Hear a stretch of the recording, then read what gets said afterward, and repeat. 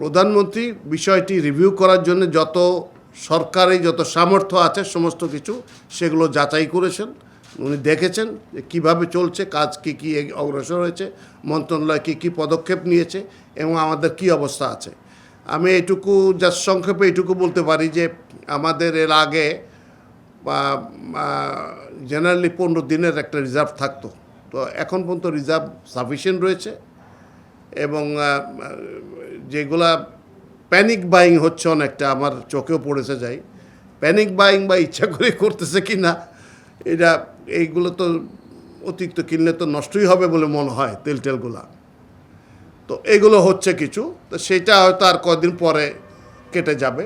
মানুষের মধ্যে আস্থা ফেরত আসলে সরকার আগামী খুব শিগগিরই যে প্ল্যান নেওয়া হয়েছে তাতে এই রিজার্ভটা আরও বড় করার চেষ্টা করা হচ্ছে, যাতে আমাদের জ্বালানি, আমাদের মূলত ধাক্কাটা আসে জ্বালানির ক্ষেত্রে এবং সারের ক্ষেত্রে, যে ওয়ার হলে। তো এই জ্বালানির ক্ষেত্রে এই ব্যবস্থাগুলো নেওয়া হচ্ছে। না, এখন এক মাসের মতো আছে আমাদের। না, জেট ফুয়েলের দাম সব কিছুই তো বাইরে দাম বেড়েছে না। এখন জেট ফুয়েলের দাম যদি আমরা, এটার কতগুলো ব্যাপার আছে, না হলে এখান তো অন্য দেশের এয়ারলাইন্সও আসে না বাংলাদেশে। তারা তেল ফুরায় গেলে কি বোম্বেতে জেরিকেন পাঠায় তেল নিয়ে আসে? তা তো করে না, এখান থেকে কিনে।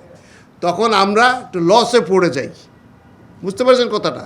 সেই জন্য বিমান তো ব্যবসা আন্তর্জাতিক যে রেট আছে সেই রেটে চলছে এই